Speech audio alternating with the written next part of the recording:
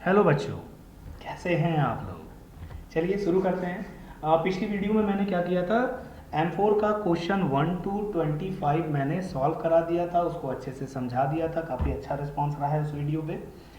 अब आगे चलते हैं, क्वेश्चन नंबर 26 से शुरू करते हैं। क्वेश्चन नंबर 26 क्या है, साक्षात्कार की तैयारी के लिए आवश्यक अनुक्रम है। ये जो ऑप्शंस दिए हुए हैं इसमें, ये सारे के सारे हैं, लेकिन उसमें क्या है, हमको अनुक्रम सही से लगाना है। जैसे दिया job searching, self analysis and self identifying skill. इसमें जो सही आंसर है वो मैं आपको बता रहा हूँ। और सही आंसर है, सबसे पहले सेल्फ एनालाइजिंग है, खुद को आत्म का विश्लेषण करिए, खुद का विश्लेषण करिए।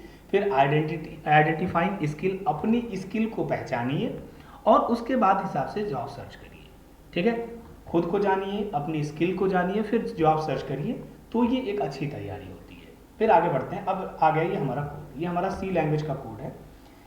सी लैंग्वेज में इंक्लूड लगा होता है। ठीक है, ये जो सामने कोड लिखा हुआ है, पहले उसका आउटपुट ढूंढने की कोशिश करते हैं। यहाँ से मैं आपको ये समझा रहा हूँ।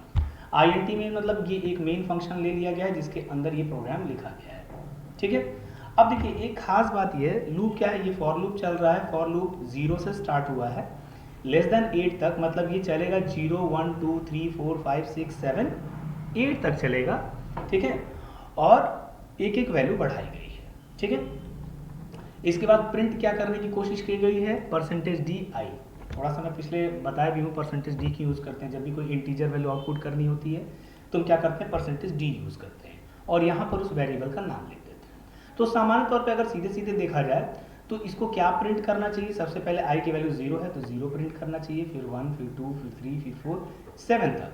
ठीक है, तो यहाँ तो ऐसा कुछ दिया ही नहीं हुआ है, मतलब कहीं ना कहीं कुछ तो और है। आप ध्यान से देखिए, जब भी लूप यूज़ किया जाता है, क्योंकि लूप का अगली लाइन से मतलब होता है, ठीक है, तो ये एक ब्लॉक की तरह काम करता है। तो जब ब्लॉक होता है तो जहाँ पर ब्लॉक बंद होता है वहाँ पर सेमीकोलन यूज़ किया जाता है। चूंकि यहाँ पर सेमीकोलन यूज़ कर लिया गया है तो अब इस लाइन का इस पर कोई इफेक्ट नहीं पड़ेगा। तो देखिए ये लूप तो चलेगा, ऐसा नहीं कि लूप नहीं चलेगा, लेकिन ये अगली लाइन पे मतलब हर बार इफेक्ट नहीं डालेगा। ये लूप चलेगा 1 से 8 तक और ये आपस में ही घूमता रहेगा, सॉरी 1 से 7 तक। तो लास्ट वाली जो वैल्यू हो जाएगी, ठीक है, वो क्या हो जाएगी, यहाँ पर आगे की तरफ नहीं बढ़ेगा ये लोग। तो आंसर क्या आ जाएगा इसका, सोच करके बताइए आंसर क्या आ जाएगा। आंसर आएगा 8। देखिए कैसे 8 आएगा, सबसे पहले आई की वैल्यू क्या है 0, ठीक है 0 हो गई। फिर 1 2, हमने कहा है कि लूप कहाँ तक चलेगा, लेस देन 8 तक। ठीक है, मतलब 7 तक तो ये आउटपुट देगा ही देगा, जब 8 हो जाएगी वैल्यू तो ये आउटपुट देना बंद कर देगा। तो चूंकि देखिए है क्या, ये वाला जो स्टेटमेंट है, ये प्रिंट वाला जो स्टेटमेंट है, ये लूप के अंदर नहीं, अगर ये लूप के अंदर होता तो 7 तक ही जाता, अगर ये लूप के अंदर हो जाता तो वो 7 तक, 0 से लेकर के 7, चूंकि ये लूप के बाहर है तो आई की जो फाइनल वैल्यू फिलहाल के लिए मिली हुई है वही प्रिंट होगी। तो आई 0 से लेकर के 7 तक ये लूप के अंदर रहेगा, लेकिन जो ही आई की वैल्यू 8 होगी लूप क्या हो जाएगा, बंद होगा। मतलब आई की वैल्यू 8 हो तो चुकी है तभी तो लूप बंद हुआ है। तो प्रिंट क्या हो रहा है, हमारा आई प्रिंट हो रहा है, इसलिए इसकी वैल्यू क्या हो जाएगी, 8 हो जाएगी। जैसे देखिए सामान्य तौर पे जब लूप चलाया जाता है तो यहाँ सेमीकोलन नहीं लगाते हैं, सेमीकोलन नहीं लगाएंगे तो ये क्या होगा, ये जो प्रिंट स्टेटमेंट है ये माना जाएगा कि ये लूप के अंदर है। जब हमने ये सेमीकोलन लगा दिया तो ये प्रिंट स्टेटमेंट क्या होगा, लूप के बाहर हो गया। ठीक है, अब लूप के बाहर होने से हुआ क्या कि आई की जो लास्ट वैल्यू आएगी वही हमारे यहाँ पर प्रिंट होगी। फिलहाल के लिए आई की लास्ट वैल्यू असल में 8 है, अगर 8 नहीं हुई होती तो क्या होता, ये लूप बंद ही नहीं होता। ठीक है, तो क्या है, आई की वैल्यू 8 हो गई, ये लूप बंद हो गया, तो हमने प्रिंट क्या किया है आई, इसलिए क्या प्रिंट हुआ है 8। ठीक है, अब आगे बढ़ते हैं क्वेश्चन नंबर 28 पे। पूछा है कि 8080 माइक्रो प्रोसेसर में कितने फ्लैग्स होते हैं। 8080 माइक्रो प्रोसेसर की फोटो में पहले ही आपको दिखा चुका हूँ, ठीक है, नहीं दिखाया हूँ तो फिर से दिखा देता हूँ। 8080 का जो है फोटो मैं फिर से आपको दिखा देता हूँ। फोटो यहाँ पर है, मैं आपको दिखाता हूँ। ये तो अल्ट्रासोनिक ये पुराने हैं, ठीक है, मैं दिखाता हूँ आप लोगों को। LDR सेंसर मैंने बता दिया, आर्डिनो बोर्ड को भी मैंने दिखा दिया है, LCD भी दिखा दिया मैंने, ह्यूमिडिटी सेंसर भी दिखा दिया, IR सेंसर भी दिखा दिया। ये रहा हमारा माइक्रो प्रोसेसर, ठीक है, मतलब ये माइक्रो प्रोसेसर का सर्किट डायग्राम है और ये रहा हमारा नीचे जो है 8085 माइक्रो प्रोसेसर। ठीक है, अब इसमें ये पूछ रहा है कि बताइए कि 8085 माइक्रो प्रोसेसर में कुल कितने जो है फ्लैग्स होते हैं। पहले देखिए जैसे है क्या, फ्लैग्स की संख्या तो ठीक है, फ्लैग्स की संख्या जो है वो क्या है, यहाँ पे फ्लैग्स की संख्या 5 है, लेकिन पांचों फ्लैग्स कौन कौन से होते हैं पहले ये जान लीजिए। एक फ्लैग होता है जिसे एस कहते हैं, एस का फुल फॉर्म है साइन फ्लैग, नोट कर लीजिए ना हो तो, एस साइन फ्लैग। फिर एक फ्लैग होता है जेड जिसको हम कहते हैं जीरो फ्लैग। फिर एक फ्लैग होता है ए सी, उसका फुल फॉर्म लिख लीजिए ऑक्सिलरी कैरी फ्लैग। फिर एक फ्लैग होता है पी जिसको हम कहते हैं पैरिटी फ्लैग, और एक होता है सी वाई फ्लैग जिसे हम कहते हैं कैरी फ्लैग। ठीक है, तो अगर पूछा जाता है कि 8085 माइक्रो प्रोसेसर में कुल कितने फ्लैग होते हैं, ठीक है, तो ये 5 फ्लैग। फ्लैग का मतलब ये समझिए अलग अलग प्रकार की वो जो किस प्रकार के प्रोसेस से होकर गुजरेगा। ठीक है, अब आगे बढ़ते हैं। अगला क्या है, आउटपुट वोल्टेज के रूप में 270 MV। ठीक है, 270 MV लिखा है, मतलब यहाँ पर देखिए, यहाँ से अगर क्लियर ना हो रहा हो तो यहाँ पे देखिए माइक्रोवोल्ट, ठीक है, के लिए सेल्सियस LM35 में तापमान क्या होगा। पहले तो हम आपको LM35 दिखाते हैं कि ये है क्या। चलिए LM35 पे आ जाते हैं। ये हमारा LM35 है, ठीक है। ये क्या होता है, ये एक तरह का टेम्परेचर सेंसर है जिससे हम क्या कर सकते हैं, टेम्परेचर सेंस कर सकते हैं। ठीक है, अब इसमें देखिए ये 3 पिन है, ये दिखा रहा है कि जो पहली पिन है 4 से 20 वोल्ट उस पर दिया जाता है, जो सेकंड पिन है उस पर आउटपुट मिलता है, और जो थर्ड पिन है वो ग्राउंड से कनेक्टेड होता है। क्वेश्चन क्या पूछा गया, क्वेश्चन ये पूछा गया है कि आउटपुट वोल्टेज के रूप में 270 मिली वोल्ट के लिए सेल्सियस LM35 का तापमान कितना होगा। देखिए अब कैसे निकाला जाता है पहले ये आपको बताते हैं। ठीक है, टेम्परेचर स्केल जो होता है वो 10 मिली वोल्ट पर डिग्री सेंटीग्रेड होता है। क्या होता है, 10 मिली वोल्ट अगर है, ठीक है, आउटपुट वोल्टेज, तो क्या होगा, वो 1 डिग्री सेल्सियस के लिए होता है। समझ में आई बात। अगर आउटपुट हमारा 10 मिली वोल्ट है तो वो ये दर्शाएगा कि 1 डिग्री सेल्सियस था। तो यहाँ क्या है, 270 है, तो 270 है तो उसके हिसाब से आंसर क्या हो जाएगा, 27 हो जाएगा। अच्छा, कभी कभी ये पूछा जाता है कि LM35 जो होगा वो किस रेंज तक तापमान को माप सकता है, तो इसका रेंज आप नोट कर लीजिए। LM35 जो होता है -55 डिग्री सेल्सियस से +150 डिग्री सेल्सियस तक माप सकता है, -55 से लेकर के +150 डिग्री सेल्सियस तक माप सकता है। ठीक है, ये क्या है, एक टेम्परेचर सेंसर होता है। ठीक है, LM35 टेम्परेचर सेंसर होता है। अब आते हैं, अच्छा वो जो हमने 10 वोल्ट बताया ना, 10 मिली वोल्ट पर 1 डिग्री सेल्सियस, उसको कहते हैं scale factor, temperature scale factor के नाम से भी उसको जानते हैं। अब आते हैं क्वेश्चन नंबर 30 पर। क्वेश्चन नंबर 30 क्या है, लेखन के लाभों का निर्धारण करें। लेखन के क्या क्या लाभ हैं। ठीक है, ये जो बोथ है A और B दिया हुआ, यही सही आंसर है, पढ़ लेते हैं। संवाद करने के लिए वक्ता को स्वयं उपस्थित होने की आवश्यकता नहीं है, सही बात है। अगर हम लिख दिए हैं तो संवाद के लिए, ठीक है, जो भी वक्ता है उसको वहाँ रहने की जरूरत नहीं। एक पीढ़ी का ज्ञान संचित किया जा सकता है, उसको अगली पीढ़ी को दिया जा सकता है। सही बात है, अगर आप कुछ अच्छा लिख रहे हैं, ऐसा ढेर सारी किताबें हैं, ये हैं वो, तो कोई ज़रूरी थोड़ी कि जिसने वो लिखा हुआ आपके सामने रहेगा तभी जो है आप वो किताब पढ़ेंगे या समझ में आएगी। ठीक है, तो आंसर क्या है, A और B दोनों है।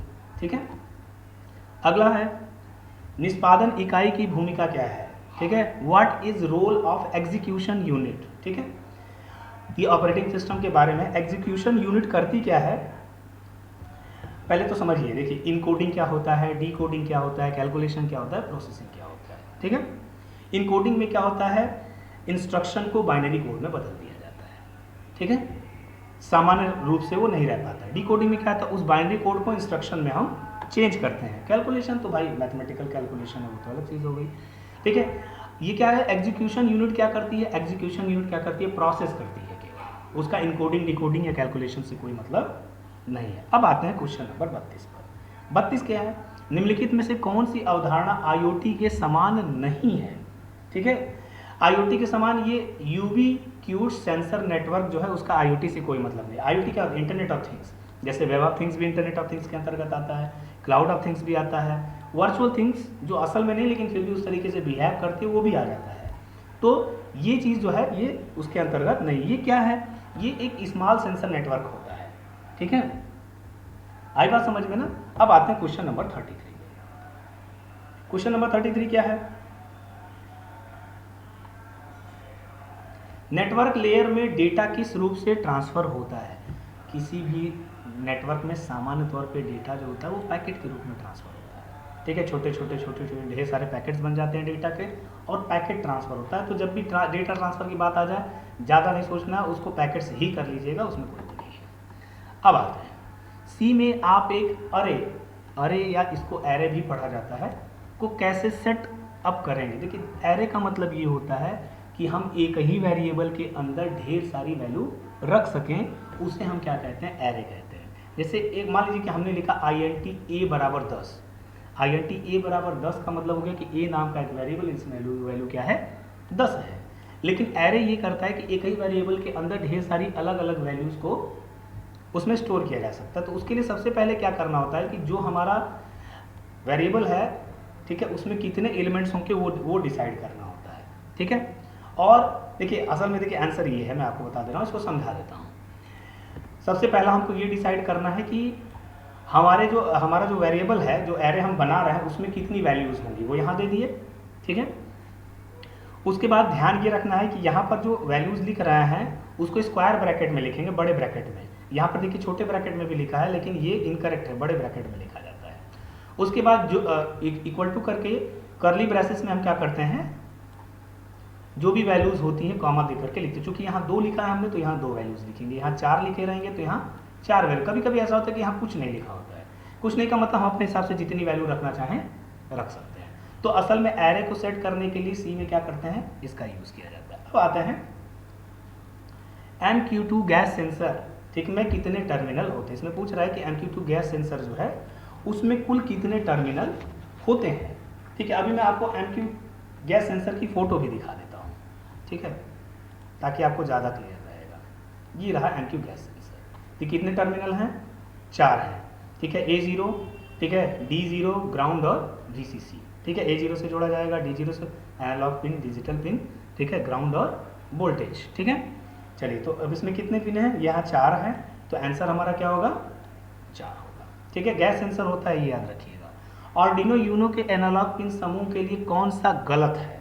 इसमें ये कह रहा है कि अगर आर्डिनो यूनो है, ठीक है, तो एनालॉग पिन के लिए कौन सा गलत है? ये वाला गलत है। लॉजिक 1-0 इनपुट आउटपुट के लिए उपयोग नहीं किया जाता है, ये उपयोग किया जाता है, ठीक है। 1 या 0 इनपुट आउटपुट के लिए प्रयोग किया जाता है, ठीक है। ये सब सही है। सारे बाहरी वातावरण के लिए एनालॉग मूल्य, बाहरी वातावरण का कुछ भी लेंगे तो एनालॉग से डिजिटल में ही कन्वर्ट होगा। जैसे टेम्परेचर सेंस करना है तो एनालॉग सिग्नल ही हो, डिजिटल सिग्नल तो है नहीं, ठीक है। 6 एनालॉग पिन इनपुट पिन होती हैं। प्रत्येक इनपुट का रिजोल्यूशन 10 बिट होता है, बिल्कुल होता है, ठीक है। याद रखिएगा ये कि एनालॉग प्रत्येक इनपुट रिजोल्यूशन क्या होता है? 10 बिट का होता है। ये भी अक्सर पूछा जाता है। अब आते हैं अगले पे। जिगबी IoT के लिए सबसे उपयुक्त संचार मानक है। सबसे उपयुक्त संचार मानक लोड, देखिए जिगबी हम आपको पहले भी बताए हैं, जिगबी भी जो है वो क्या होता है? लो पावर और लो डेटा के लिए होता है, ठीक है ना। देखिए तो लो डेटा रेट है, लो पावर कंजम्पशन है, दोनों के लिए जिगबी होता है, ठीक है। तो आंसर क्या हो गया? ए और बी। ये पहले मैं बता चुका हूँ। आगे आते हैं क्वेश्चन नंबर 38 पे। एक व्यक्ति के कार्यों के अंतःकरण द्वारा दृढ़ता से निश्चित नियंत्रित होने की सबसे अधिक संभावना है यदि उनके पास इनमें से क्या है, ठीक है। अगर किसी भी व्यक्ति के पास इनर डायरेक्टेड पर्सनैलिटी है, आंतरिक निर्देशित व्यक्तित्व है, तो वो क्या कर सकता है? दृढ़ता से नियंत्रित होकर के सारे कार्य की संभावना उसके अंदर है, मतलब खुद से होना चाहिए। आगे बढ़ते हैं, ये देखिए, ठीक है, इसके बारे में बताते हैं। ये एक सी प्रोग्राम है, क्या लिया गया है? मेन फंक्शन ले लिया गया, उसके अंदर ए नाम की वैल्यू ली गई है, int a लिया गया है और प्रिंट कर दिया गया है। मतलब फिलहाल के लिए int ऐसे ही ले लिए हैं, उसके बाद इसको रिटर्न कर दिया गया, ये प्रोग्राम खत्म हो गया। फिर उसके बाद क्या किया गया? फिर प्रिंट विजय किया गया, रिटर्न 1 कर दिया गया। अब देखिए होगा क्या, कभी भी ये ध्यान रखिएगा, जब भी सी लैंग्वेज या सी लैंग्वेज का प्रोग्राम लिखते हैं तो उसमें रिटर्न स्टेटमेंट मेन के अंदर केवल एक बार होता है, किसी भी फंक्शन में, चाहे वो मेन फंक्शन हो चाहे यूज़र डिफाइंड फंक्शन हो। तो क्या होगा कि वो एग्जीक्यूट नहीं करेगा। अगर दोबारा लिखा गया है, होगा क्या? असल में प्रोग्राम यहीं पर ख़त्म हो जा रहा है क्योंकि रिटर्न फंक्शन लिख दिया गया है। ये जो लिखा गया है ये जो है ये एग्जीक्यूट ही नहीं करेगा क्योंकि हमने यहाँ पर रिटर्न कर दिया। कंपाइलर इसको जो है इस लाइन को एग्जीक्यूट नहीं कराएगा। तो आंसर हमारा क्या आ जाएगा? अच्छा, कुछ बच्चे कंपाइलेशन एरर दे देंगे क्योंकि दो बार रिटर्न उनको दिख रहा है, ऐसा नहीं, वो इसको एग्जीक्यूट नहीं कराएगा तो कंपाइलेशन एरर ही नहीं आएगी, ठीक है। आगे बढ़ते हैं, इसके बाद आते हैं आर्डिनो में पिन के लिए उपयोग की जाने वाली फेडिंग तकनीक, ठीक है। फेडिंग जो होता है, फेडिंग मतलब क्या है, इनपुट थोड़ा सा धीमे जा रहा है, तेज जा रहा है, धीमे जा रहा है, तेज जा रहा है, उसको, उस प्रक्रिया को कहते हैं PWM, पल्स विद मॉड्यूलेशन के नाम से जाना जाता है। इसका फुल फॉर्म लिख लीजिए, पल्स विद मॉड्यूलेशन प्रक्रिया है, ठीक है। अब आते हैं क्वेश्चन नंबर 41 पे। 41 क्या है, कौन सा मेमोरी का प्रकार नहीं है। पहले तो आपको बता देते हैं कि डीपी रोम नाम का कुछ नहीं होता, तो ये तो मेमोरी का प्रकार नहीं है। अब इन सब के बारे में थोड़ा सा बता देते हैं। एनवी रैम, एनवी रैम का फुल फॉर्म लिख लीजिए, नॉन वोलाटाइल रैम, ऐसा रैम जो वोलाटाइल नहीं है, मतलब जिसमें डेटा का चेंजेस थोड़ा सा संभव नहीं है। इसके बाद आते हैं ईप्रोम, ठीक है। देखिए ईप्रोम का तो फुल फॉर्म आप लोग जानते ही हैं, रीड ओनली मेमोरी। अब ईपी का हमको केवल बताना है। ईपी क्या होता है, P for the programmable, E for the erasable. तो अगर हम कहें कि ईपी रोम का फुल फॉर्म क्या है, तो erasable programmable read only memory. अब मास्टर रोम की बात करते हैं। मास्टर रोम क्या होता है, ये रीप्रोग्राम नहीं किया जा सकता है। आपका ई प्रोम जो है रीप्रोग्राम हो सकता है, लेकिन मास्क जो होता है वो रीप्रोग्राम नहीं हो सकता है। परमानेंटली कोई प्रोग्राम इसके अंदर मास्क हो जाता है, मार्क्स हो जाता है, इसलिए इसको क्या कहते हैं, मास्क रोम कहते हैं। चलिए आते हैं क्वेश्चन नंबर 42। क्वेश्चन नंबर 42 क्या कह रहा है, क्वेश्चन नंबर 42 ये कह रहा है कि अगर A16 ऐसे लिखा हुआ है, ठीक है, तो यहाँ 16 क्या दर्शा रहा है। अगर यहाँ A = 16 लिखा होता तो कोई समस्या नहीं होती, कह देते कि A की वैल्यू क्या है, 16 है। लेकिन अगर यहाँ कोलन दे करके 16 लिखा हुआ है, तो इसका मतलब ये होता है कि हमारे A की साइज क्या है, 16 है। ये ध्यान रखिएगा। अगर यहाँ = लगा होता तो क्या हो जाता है, आंसर वैल्यू हो जाता। क्योंकि यहाँ कोलन लगा हुआ है तो यहाँ क्या हो जाएगा, साइज हो जाएगी, ठीक है। आगे बढ़ते हैं। क्वेश्चन नंबर 43 अच्छे शिष्टाचार में क्या शामिल नहीं है, ठीक है। सही बात है, अच्छे शिष्टाचार में गाली देना शामिल नहीं है, ठीक है। ट्रीटिंग पीपल नाइसली, ये अच्छा शिष्टाचार है। गुड बॉडी लैंग्वेज, आपकी बॉडी लैंग्वेज अच्छी, ये भी एक अच्छा शिष्टाचार है, ठीक है। आपका क्रियाकलाप एक अच्छा शिष्टाचार है। गाली देना अच्छा शिष्टाचार नहीं है। अब आते हैं MQTT, ठीक है। MQTT का फुल फॉर्म पूछा गया है कि MQTT का फुल फॉर्म क्या होता है। सी वाला इसका आंसर है, मैसेज क्यूइंग टेलीमेट्री ट्रांसपोर्ट, इसको याद कर लीजिएगा, ठीक है। अब आते हैं क्वेश्चन नंबर 45 पे। निम्नलिखित में से कौन संचार बाधा नहीं हो सकता है, ठीक है। इनमें से कौन सी चीज संचार में बाधा नहीं हो सकती है, क्या है, हैबिट्स, ठीक है। हैबिट्स का संचार से कोई मतलब नहीं है। लैंग्वेज का संचार से मतलब है, कल्चर का संचार से मतलब है, फिजिकल भी संचार से मतलब होता है, लेकिन हैबिट्स जो होती है वो आपकी संचार से नहीं मतलब है। LPWLAN, ठीक है, का हमको क्या करना है, फुल फॉर्म असल में बताना है। तो बताइए क्या होगा, LPWAN, low power wide area network, ठीक है। आगे बढ़ते हैं, वो तो दिख ही रहा था इसलिए। चलिए 47 पे आ गए। औपचारिक कार्यक्रम समाप्त होने के बाद आपको किसके लिए धन्यवाद पत्र लिखना चाहिए। अगर कोई जो है फॉर्मल इवेंट खत्म हो गया, तो अगर और उसके बाद आप सब कुछ अच्छा हुआ तो आपको धन्यवाद पत्र लिखना है, तो किसके लिए लिखेंगे, ठीक है। जिसने इवेंट होस्ट किया उसके लिए लिखेंगे, या जो स्पॉन्सर कर रहा है ऑर्गेनाइजेशन उसके लिए लिखेंगे, या स्पेशल गेस्ट जो आए हैं आपके यहाँ, या गणमान्य व्यक्ति आए हैं उनके लिए, या सबके लिए। असल में सबके लिए लिखेंगे, क्योंकि सब हैं तभी ये सफल हुआ, अन्यथा ये सफल नहीं हुआ होता। अब आगे बढ़ते हैं, 48 पे आ गए। 48 में क्या कह रहा है, रिले को आर्डिनो के साथ संचालित करने के लिए स्विचिंग समय क्या होता है। इसका डिफॉल्ट समय जो होता है 5 से 10 मिलीसेकंड का होता है, अगर रिले को आप लगा रहे हैं आर्डिनो के साथ तो, ठीक है। अब आते हैं क्वेश्चन नंबर 49 पे। GPI का फुल फॉर्म होता है जनरल पर्पस इनपुट, ठीक है, और आउटपुट। GPIO पूछा है, जनरल पर्पस इनपुट आउटपुट। इसके बाद आते हैं 50 नंबर। रिक्वेस्ट रेस्पॉन्स IoT संचार मॉडल के संबंध में कौन सा सत्य है, ठीक है। देख लेते हैं कौन सा सत्य है। इसमें आंसर जो होगा, देखिए रिक्वेस्ट रेस्पॉन्स की बात हो रही है, तो request response is stateless communication model, stateless होता है ये, ठीक है। आगे बढ़ते हैं क्वेश्चन नंबर 51 पे। निम्नलिखित में से कौन सा पर्यावरणीय कारक व्यक्तित्व को प्रभावित करता है। इनमें से कौन सा व्यक्तित्व को प्रभावित करने वाला कारक है। व्यक्तित्व को सारी चीजें प्रभावित करती हैं। सामाजिक, आपके आसपास का समाज कैसा है, आप भावनात्मक रूप से कैसे हैं, आप सांस्कृतिक कारक आपके कैसे हैं, आसपास की संस्कृति कैसी है, सारी चीज़ों पर निर्भर करता है आपका व्यक्तित्व। आगे बढ़ते हैं। आर्डिनो यूनो में प्रोग्राम मेमोरी का आकार, यूनो में प्रोग्राम मेमोरी का जो आकार होता है वो 32 KB होता है, याद रखिएगा, ठीक है।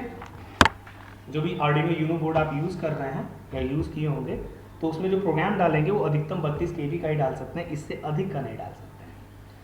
क्वेश्चन नंबर 53, सभी संचार घटनाओं का एक है, ठीक है, all communication event have a, क्या है, सोर्स।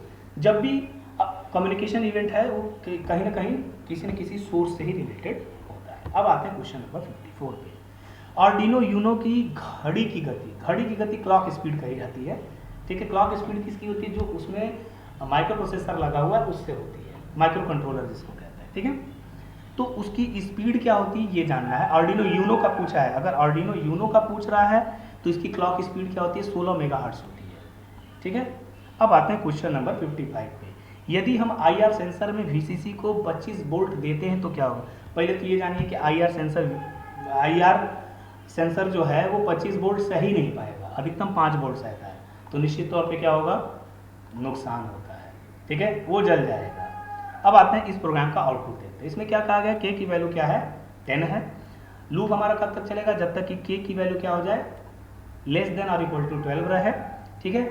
और उसके बाद प्रिंट हमने किया है और k++ किया है। तो सबसे पहले k की वैल्यू क्या है, 10 है, तो क्या प्रिंट होगा, 10 प्रिंट होगा। फिर क्या है, उसकी वैल्यू बढ़ेगी 11 फिर 12, तो इसका आंसर सीधा आंसर है 10, 11, 12। अब आते हैं आगे, क्वेश्चन नंबर 57 बोल रहा है DHT11 है, ये क्या है, DHT11 क्या है। पहले तो इसका आंसर जान लीजिए कि ये एक ह्यूमिडिटी सेंसर है, ठीक है। इसकी फोटो मैं आप लोग को दिखा देता हूँ कैसा होता है।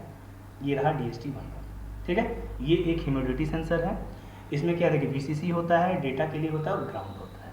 ये ह्यूमिडिटी को सेंस करता है, ठीक है, और उसको फिर डिजिटल फॉर्म में बदल देता है। आगे बढ़ते हैं फिर क्वेश्चन नंबर 58, निम्नलिखित में से कौन एक एक्चुएटर नहीं, एक्चुएटर क्या होता है, जो किसी भी चीज को एक्चुएट कर रहा है, मतलब कार्य कर रहा है, ठीक है।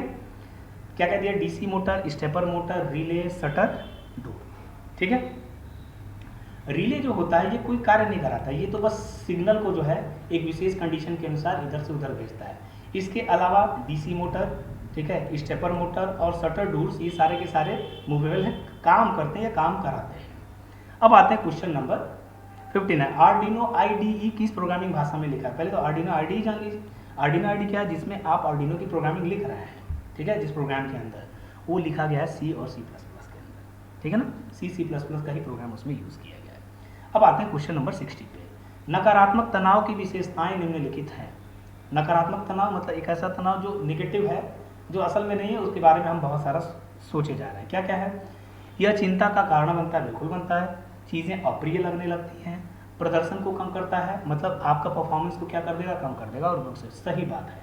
अगर कोई नकारात्मक तनाव आपके दिमाग में आ गया तो चिंता का कारण बनेगा, चीज़ें अप्रिय लगने लगेंगी, ठीक है, आपकी परफॉर्मेंस कम हो जाएगी, मतलब सारी की सारी चीज़ें। आर्डिनो में PWM लिखा है, पिन के लिए किस फंक्शन का उपयोग किया जाता है। PWM इसके पहले भी आया था। PWM के लिए हमेशा क्या किया जाता है, एनालॉग राइट किया जाता है, ठीक है। एनालॉग राइट से क्या होगा कि वो धीरे धीरे बढ़ेगा, धीरे धीरे कम होगा, ऐसा नहीं कि अचानक से बढ़ जाएगा, अचानक से कम हो जाएगा। अब आते हैं क्वेश्चन नंबर 62 पे। ISM का फुल फॉर्म बताइए। ISM का फुल फॉर्म होता है इंडस्ट्रियल, साइंटिफिक एंड मेडिकल, ठीक है। अब आगे आते हैं क्वेश्चन नंबर 63 पे। 63 क्या है, कौन सा IoT सिस्टम का एक तत्व नहीं हो सकता है, ठीक है। IoT सिस्टम का तत्व जो है, पीपल नहीं हो सकते, लोग नहीं हो सकते भाई, और सारी चीज़ें एप्लीकेशन उसमें यूज़ होता है, ये नैनो टेक्नोलॉजी यूज़ हो सकती है, प्राइवेसी तो खैर होती ही होती है, ठीक है। अब आते हैं क्वेश्चन नंबर 64 पे। 64 क्या है, क्वेश्चन नंबर 64 में ये पूछा गया है कि अगर ऐसे कोई एड्रेस लिखा हुआ है तो इसमें 54589 क्या है। जब भी कोई नंबर किसी URL के जैसे एड्रेस में आएगा तो उसे क्या कहेंगे, पोर्ट एड्रेस के नाम से जानेंगे। अब आते हैं क्वेश्चन नंबर 65, जानकारी हासिल करने के तहत आने वाली चुनौती की पहचान करें, ठीक है। जब identify the challenge coming under securing the information, ठीक है। क्या क्या समस्या आ सकती है, सबसे बड़ी जो समस्या आएगी वो आपकी सिक्योरिटी है, ठीक है। आई बात समझ में ना, हाँ, सिक्योरिटी ही हमारी सबसे बड़ी समस्या है किसी भी इंफॉर्मेशन के लिए। अब आते हैं 66 पे। निम्नलिखित में से कौन एक सेंसर का कार्य है, इनमें से कौन सा सेंसर का कार्य, सेंसर क्या करता है इसमें से। सेंसर जो होता है इसमें से ट्रैक करता है और ट्रांसफर करता है डेटा प्रोसेसर को, और उसके हिसाब से प्रोसेसर क्या करता है, प्रोसेस करता है। अब आता है क्वेश्चन नंबर 67 पे। 67 के नेटवर्क प्रदाता के रूप में किसे जाना जाता है, ठीक है, मतलब हमको ये बताना है कि इसमें से नेटवर्क के रिलेटेड क्या होता है। जैसे देखिए ये आपको हम बता ही चुके हैं कि LM35 क्या है, एक टेम्परेचर सेंसर है, ठीक है। आर्डिनो यूनो तो एक बोर्ड है, इसका नेटवर्क प्रदाता से कोई मतलब नहीं। अब आते हैं ESP8266। ESP8266 जो है ये एक प्रकार का वाईफाई है, तो ये नेटवर्क प्रदाता हो गया। और ये PIC1825G62 जो है, ठीक है, ये एक माइक्रो कंट्रोलर है जिसमें वाईफाई नहीं होता है, तो नेटवर्क प्रदाता के रूप में ESP8266 का उपयोग किया जाएगा। अब आते हैं क्वेश्चन नंबर 68 पे। 68 क्या है, मौखिक संचार में तत्काल की संभावना है, ठीक है। मौखिक संचार में रिस्पांस की जो है, जैसे there is a prospect of immediate response in oral communication, तो इसका आंसर क्या होगा, रिस्पांस, ठीक है। मौखिक संचार होता है, उत्तर तुरंत देना होता है ना, ऐसा तो है नहीं कि बाद में देंगे। अब आते हैं 69 पे। आर्डिनो यूनो में माइक्रो कंट्रोलर का, किस माइक्रो कंट्रोलर का यूज किया जाता है, ये ध्यान रखिएगा। एटमेगा का यूज किया जाता है, ये हमारा माइक्रो कंट्रोलर आर्डिनो यूनो में यूज होता है। ये वाला माइक्रो कंट्रोलर आर्डिनो डुओ में यूज होता है। ये बहुत पुराना है, 8 बिट का माइक्रो कंट्रोलर है, ठीक है, अब ये यूज ही नहीं होता है, ठीक है। और ये तो क्या बताएं, ये कोई माइक्रो कंट्रोलर ही नहीं, छोड़ दीजिए इसको। अब आगे बढ़ते हैं, क्वेश्चन नंबर 70। निम्नलिखित में से किस विधि का उपयोग करके एक डिजिटल वैल्यू को एनालॉग सिग्नल में परिवर्तित किया जा सकता है, ठीक है। डिजिटल वैल्यू को एनालॉग सिग्नल में परिवर्तित कर रहा है, साफ साफ देखिए यहाँ दिख रहा है DAC, ठीक है। तो DAC का फुल फॉर्म क्या है, डिजिटल टू एनालॉग कन्वर्टर। ये क्या है, analog to digital converter. Analog read तो मेथड है, ठीक है, एनालॉग रीड करने का। पिन मोड तो पिन सेट करने के लिए होता है, तो इन दोनों से फिलहाल कोई मतलब नहीं, यही है एनालॉग टू डिजिटल कन्वर्टर और डिजिटल टू एनालॉग कन्वर्टर। अब आते हैं क्वेश्चन नंबर 71 पे। लिलीपैड आर्डिनो का संबंध किससे है, ई टेक्सटाइल्स और वेरिएबल परियोजनाओं से, कपड़े सिलने से, एटमेगा से, या इन सभी से, ठीक है। तो सबसे पहले तो ये जान लीजिए कि इन सभी से इसका। अच्छा ये देख लीजिए कि ये लिलीपैड दिखता कैसा है। लिलीपैड आर्डिनो जो होता है वो देखिए कैसा दिखता है, ये हमारा है लिलीपैड आर्डिनो, है तो आर्डिनो जैसा ही, मतलब सर्किट, मतलब वो थोड़ा सा लंबे में होता है, ये सर्कुलर है, ठीक है। सारी चीज़ें अलग अलग टाइप की हैं, अलग अलग टाइप से कोडिंग होती है, अलग अलग पिन्स होते हैं, ठीक है। ये हमारा लिलीपैड है। अब आगे बढ़ते हैं, लिलीपैड के बाद क्या है, लिलीपैड के बाद अगला क्वेश्चन ये है, ये दिया हुआ है ना, चलिए इसको समझाते हैं। पहले तो आप जानिए कि अगर कहीं कैलकुलेशन में ये क्वेश्चन मार्क आ गया है, तो ये जो क्वेश्चन मार्क होता है इसको टर्नरी ऑपरेटर के नाम से जाना जाता है। ये हमारा क्या है, टर्नरी ऑपरेटर है। तो चलिए कह रहा है कि बी की वैल्यू हमें चाहिए, लेकिन बी की वैल्यू हमारा इस पर डिपेंडेंट है। अब ये काम कैसे करता है, ये हमारा कंडीशन होता है, ये हमारी ट्रू वैल्यू होती है, ये हमारी फॉल्स वैल्यू होती है।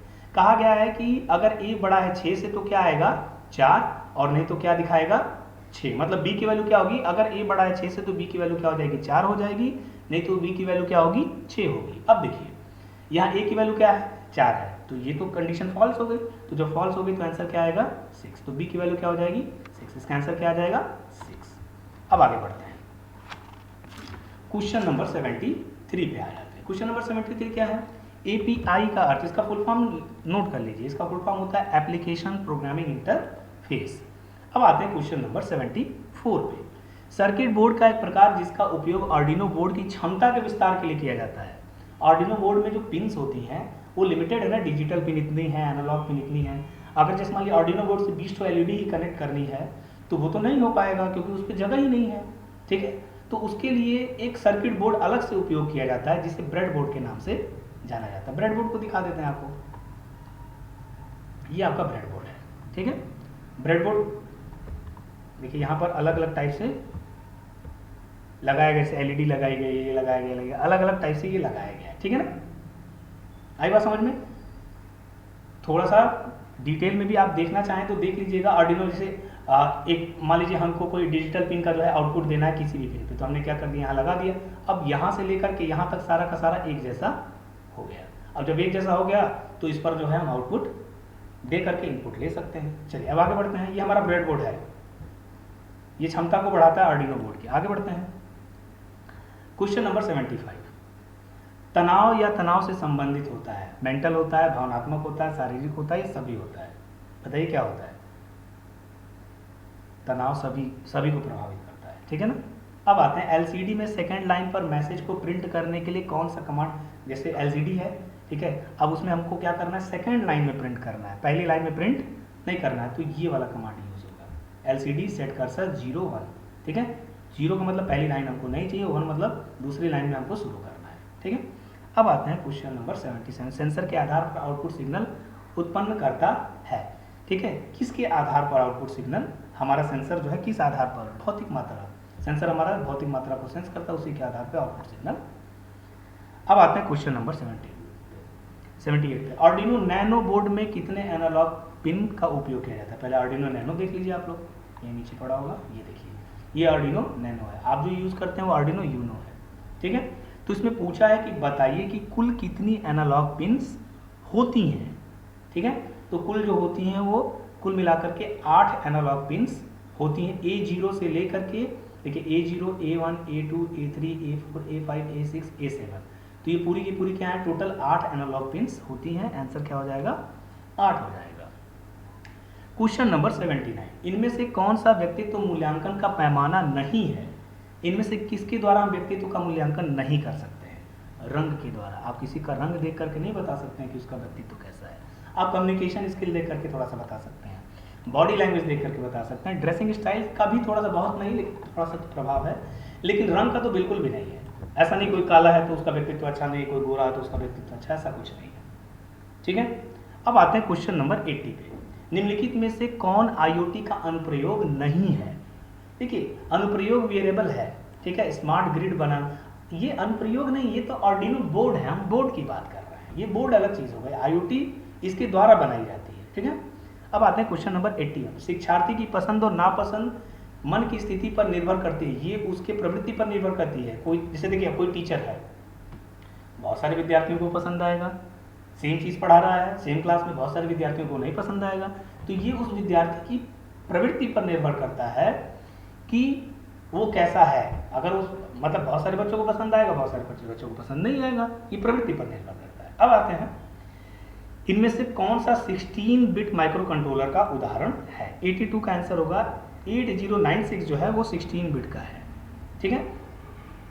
ये 8031 जो है ये आपका 8 बिट का है, ये 8051 ये भी 8 बिट का है, ये दोनों के दोनों ए और बी वाले 8 बिट के हैं, और ये क्या आपका 16 बिट का है। अब आते हैं क्वेश्चन नंबर 83 पे। 83 क्या है, एक वास्तविक या कथित खतरा या चुनौती जो शरीर को प्रतिक्रिया उत्पन्न करने का कारण बनती है, वह क्या है, निराशा हो सकती है, ठीक है ना, निराशा, ठीक, आगे बात समझ में। लेकिन भय भी हो सकता है, चोट भी हो सकता है, तनाव भी हो सकता है। देखिए है क्या ना, सबसे मुख्य जो चीजें होती हैं वो क्या होती हैं, तनाव होता है, ठीक है, तनाव से ही ये सारी चीजें उत्पन्न होंगी, उसके अलावा और कोई कारण नहीं है। तो 83 का आंसर क्या हो जाएगा, तनाव हो जाएगा। आया समझ में, ठीक। अब आते हैं क्वेश्चन नंबर 84 पर। क्वेश्चन नंबर 84 क्या है, 84 ये कह रहे हैं निम्नलिखित में से कौन सा पैसिव ट्रांसड्यूसर है। पैसिव मतलब जो सामान्य तौर पर एक्टिव ना, एक विशेष कंडीशन हो तब वो एक्टिव हो, तभी उसको क्या कहते हैं, पैसिव ट्रांसड्यूसर नहीं है कहा गया है। तो थर्मोकपल जो होता है वो पैसिव ट्रांसड्यूसर नहीं होता है। इसके अलावा थर्मिस्टर, ट्रांसफार्मर, रोबोट, ये सब पैसिव ट्रांसड्यूसर होते हैं, ठीक है, स्थिर रहते हैं। आगे बढ़ते हैं, मैक और IPv6 एड्रेस की मानक लंबाई। देखिए IPv6 मैं पिछले वीडियो में कुछ वीडियोस में बता चुका हूँ, वो 28 का होता है, 128 का होता है, और मैक जो होता है वो क्या होता है, 40। मैक का फुल फॉर्म होता है मशीन एक्सेस कोड, ठीक है, और IPv6 जो होता है वो 128 का होता है। अब आगे बढ़ते हैं 86, आर्डिनो की LED को चालू करने के लिए किस फंक्शन का यूज़ किया जाता है। थोड़ा सा भी आपने अगर प्रोग्राम किया होगा तो आपको पता होगा डिजिटल राइट का यूज़ किया जाता है। देखिए डिजिटल राइट यहाँ पर भी लिखा है, लेकिन यहाँ पर भी लिखा है, ये वाला सही है, W क्या है यहाँ पर, कैपिटल है या स्मॉल है, ये गलत है, स्मॉल वाला गलत है। डिजिटल रीड में भी डिजिटल रीड कभी ऐसे नहीं लिखा जाता है, R कैपिटल लिखा जाता है, ठीक है। अब आते हैं 87 पे, 5 वोल्ट के वोल्टेज पर आर्डिनो A0 पिन के बराबर लगाया गया, तो नीचे दिए गए प्रोग्राम का आउटपुट। देखिए एक चीज जानिए, हम बताए थे ना कि हर पिन क्या होती है, 10 बिट रिजोल्यूशन की होती है आर्डिनो यूनो में, ठीक है। तो अगर जिस पिन पर ये लगाया गया है, ठीक है, जैसे A0 पिन पर लगा दिया गया है और 10 बिट का है, ठीक है, तो हम क्या करेंगे, चूंकि 10 बिट का होता है तो हम क्या करेंगे 2 टू द पावर 10 करेंगे, तो हमको जो है पता चल जाएगा कि उसका आउटपुट कितना होगा। 2 टू द पावर 10 करिएगा तो 1024 आंसर आएगा। 8085 माइक्रो प्रोसेसर में कुल कितने पिन होते हैं वो मैंने दिखाया था, ठीक है, फिर से कहिएगा, फिर से दिखा दूंगा। टोटल 40 पिन होती हैं, मैं फिर से दिखा दे रहा हूँ।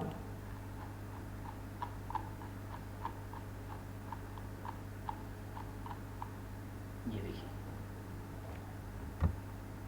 देखिए दिया ना, 1 से लेकर के 20 इधर, फिर 21 से लेकर के 40 इधर। 8085 में टोटल कुल कितनी पिन्स होती हैं, 40 पिन्स होती हैं। अब आते हैं बॉयलर प्लेट आर्डिनो कोड खोज लिए, ठीक है। बॉयलर प्लेट आर्डिनो का जो कोड होता है वो होता है ये वाला, ठीक है, इसको याद कर लीजिएगा, अक्सर पूछा जाता है। Question number 90, datagram transport layer security प्रदान करता है। डेटाग्राम जैसे यूडीपी का फुल फॉर्म था यूजर डेटाग्राम प्रोटोकॉल, इसका आंसर यही है, सिक्योरिटी फीचर्स फॉर यूडीपी के लिए। अब आते हैं क्वेश्चन नंबर 9, मौखिक संचार के लिए किस प्रकार के शब्द से बचना चाहिए। देखिए सरल शब्द तो होना चाहिए, मौखिक संचार हो रहा है तो सामान्य बात करनी चाहिए, बहुत टेक्निकल बात नहीं करनी चाहिए। अगर मौखिक संचार सरल है, आसान है और स्थानीय भाषा में है तो ये एक अच्छा संचार माना जाता है। तकनीकी शब्द उसमें जोड़ते रहेंगे तो कुछ लोग को समझ में आएगा, कुछ को नहीं आएगा। अब आते हैं 92 पे, AVR माइक्रो कंट्रोलर में C++ कोड को बाइनरी में ट्रांसलेट करने के लिए AVR GCC का यूज किया जाता है। GCC का फुल फॉर्म लिख लीजिए, GNU कंपाइलर कलेक्शन, ठीक है ना। इसके बाद आते हैं, देखिए G++ भी एक तरह का कंपाइलर है, ठीक है, ये तो कंपाइलर हो ही गया, ठीक। पाइथन तो एक प्रोग्राम है। आगे बढ़ते हैं 90, रेफ्रिजरेटर को स्मार्ट डिवाइस बनाने के लिए हम इनमें से IoT फीचर का प्रयोजन, पहले तो ये जान लीजिए कि किसी भी डिवाइस को अगर आपको स्मार्ट बनाना है तो सबसे पहले उसकी कनेक्टिविटी जरूरी है। कनेक्टिविटी भी किस चीज़ से, इंटरनेट से। किसी भी चीज़ को अगर आपको स्मार्ट बनाना है तो सबसे जरूरी, ये केवल रेफ्रिजरेटर लिख दिया है वो तो ऐसे ही, लेकिन किसी भी डिवाइस को अगर आपको स्मार्ट बनाना है तो उसके लिए क्या करेंगे, हम कनेक्टिविटी ज़रूर ले आएंगे। अब इसके बाद आते हैं आर्डिनो प्रोग्राम में विलंब उत्पन्न करने के लिए। आपने अगर LED की प्रोग्रामिंग की होगी तो यहाँ पर डिले ऑप्शन है। डिले के अंदर हम क्या करते हैं, मिली सेकेंड का समय देते हैं जिससे वो प्रोग्राम उतना डिले होता है। अब आगे बढ़ते हैं क्वेश्चन नंबर 95, OSI, ठीक है। OSI में कुल कितनी लेयर्स होती हैं, अरे ये हम पहले बता भी चुके हैं, OSI में कुल 7 लेयर्स होती हैं, ठीक है। पहली लेयर फिजिकल लेयर होती है। चलिए अब आते हैं 96 पे। 96 में क्या है, प्रोग्राम काउंटर किस प्रकार के निर्देश का पालन, सबसे मतलब किस प्रकार के निर्देशों का सबसे अधिक प्रभाव पड़ता है। निर्देश तो सारे के सारे हैं लेकिन सबसे ज़्यादा कॉल एंड जंप का प्रभाव पड़ता है। अब आते हैं क्वेश्चन नंबर 97 पे, इंटरनेट ऑफ थिंग्स की अवधारणा में थिंग्स क्या है, ठीक है। थिंग्स सारे के सारे हैं, ऐसी चीज़ जिसको IoT में यूज किया जा सकता है वो सारे के सारे क्या हो जाएंगे, इंटरनेट ऑफ थिंग्स के अंतर्गत आएंगे। क्वेश्चन नंबर 98, किस प्रकार की वार्ता के लिए एक पर्यवेक्षक की उपस्थिति की आवश्यकता होती है, ठीक है। वो क्या फॉर्मल अगर है, अगर दो लोगों के बीच फॉर्मल बात हो रही है तो एक तीसरा व्यक्ति होना आवश्यक है। इनफॉर्मल में तीसरे व्यक्ति की कोई ज़रूरत नहीं है। फ्रेंडली बात हो रही है तो भी कोई ज़रूरत नहीं है। IoT सिस्टम में बड़ी मात्रा में डेटा उत्पन्न होता है, ठीक है। अच्छा, बड़ी मात्रा में डेटा हमेशा उत्पन्न होगा, गेट बंद हुआ, गेट खुला, ठीक है, कितनी बार खुला, कितनी बार बंद हुआ, कितने बजे खुला, कितने बजे बंद हुआ, तो ढेर सारा डेटा इकट्ठा होता है। तो डेटा इकट्ठा होना जरूरी है, ठीक है, उसका विश्लेषण भी होना जरूरी है, विजुलाइज होना भी जरूरी है, स्टोर होना भी जरूरी है, इसलिए इसका आंसर क्या होगा, उपरोक्त सभी।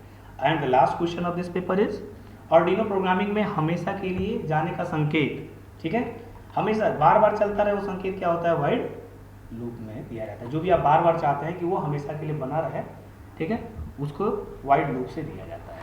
तो ये पेपर मैंने M4 का पहला सेट खत्म कर दिया। इसके पहले वाले वीडियो में मैंने 25 क्वेश्चन का किया था।